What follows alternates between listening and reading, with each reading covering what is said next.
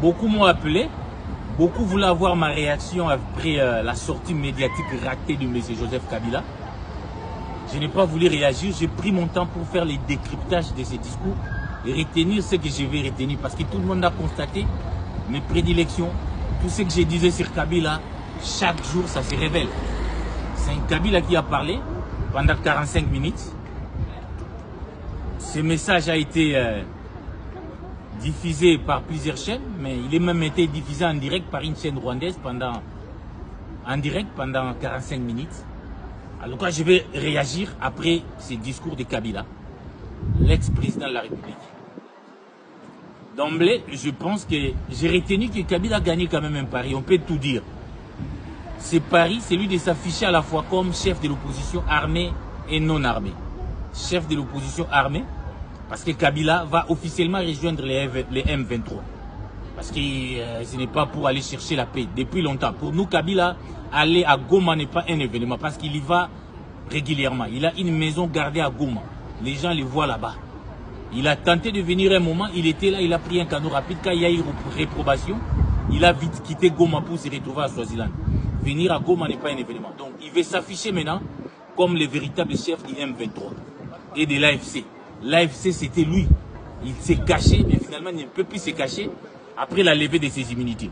Il est sorti vraiment du lot. Il est sorti de son mythisme parce que la levée des immunités a été faite justement pour qu'il n'y ait plus d'ambiguïté sur l'appartenance de Kabila au mouvement, sur la paternité de Kabila au mouvement AFC M23. C'est ce qui est déjà, c'est ce qui vient d'être fait.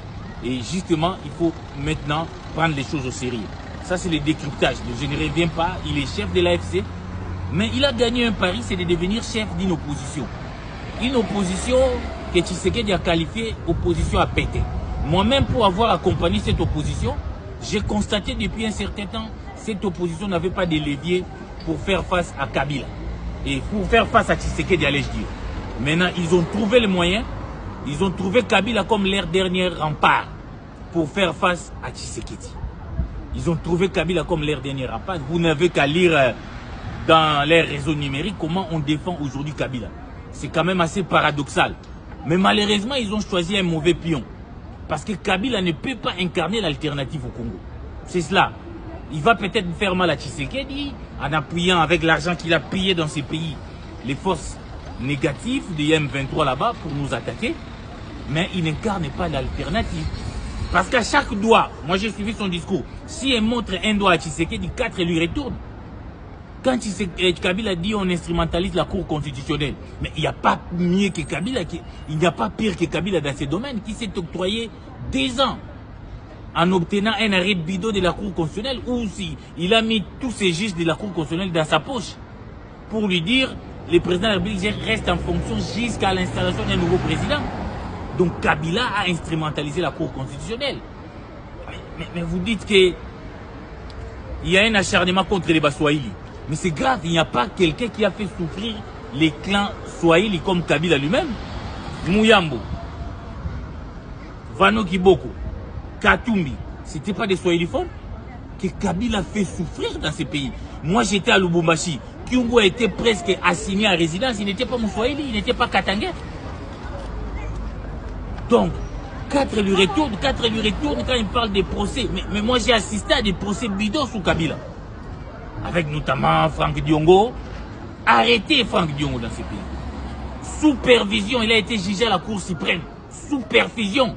Et pendant que nous étions dans la salle, pendant qu'on attendait le verdict, Télé 50 annonçait déjà que Diongo est condamné à 5 ans de prison. Des procès commandités qui étaient commandités par ses services, qui a inventé l'affaire des mercenaires avec Katumbi. Donc il y a une litanie de choses que je peux démontrer que l'opposition congolaise, dans sa faiblesse, a choisi Kabila. Mais Kabila n'est pas une alternative.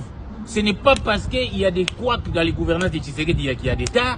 Kabila peut être une alternative. Nous avons vécu une situation ici en France où Hollande a succédé à Sarkozy. Mais Hollande arrivé au pouvoir, il n'a pas tenu les promesses. Les Français en avaient marre et lui-même avait compris qu'il ne devait pas postuler. Mais Sarkozy voulait se présenter comme une alternative. Les Français ont refusé. Même son parti ne l'a pas voté aux primaires. Parce qu'on a dit, toi aussi tu étais là, voilà ce que tu as fait. Mais pourquoi notre opposition aujourd'hui peut nous faire croire que Kabila, qui a violé des lois au pays, qui a violé une des libertés fondamentales, les libertés de culte, en tuant des chats de Kapangala, en tuant, en massacrant les prêtres et Kosso, et que ces mêmes gens, ces mêmes opposants se mettent derrière Kabila aujourd'hui. C'est vraiment regrettable. Je vais y revenir avec force et détails. C'est vraiment regrettable de voir un Katumbi, par exemple, que Kabila avait même banni dans ces pays. Il lui a refusé la nationalité congolaise. Il lui a refusé de retourner au pays, au Congo. Il lui a inventé une affaire de mercenaires que Katumbi aujourd'hui s'aligne derrière Kabila. Moi, je suis l'homme le plus étonné du monde. Je suis abasourdi de cet événement-là. C'est pour autant dire, nous allons y revenir, c'est extrêmement grave ce qui se passe avec d'autres oppositions. Il y a pété. Cette opposition doit être rejetée. C'est une classe politique pourrie, je vous le dis. Même s'il y a des choses qu'il faut reprocher à Tshisekedi. Nous ne soutenons pas Tshisekedi ici, mais nous soutenons le pacte de Sun City qui a dit l'unique moyen d'accéder au pouvoir, c'est les élections. Ce pacte est encore valable aujourd'hui. Tshisekedi doit terminer son mandat et qu'il y ait des élections et que les successeurs de Tshisekedi sortent dans les urnes. C'est ça notre combat. Nous refusons cette option adoptée par Kabila.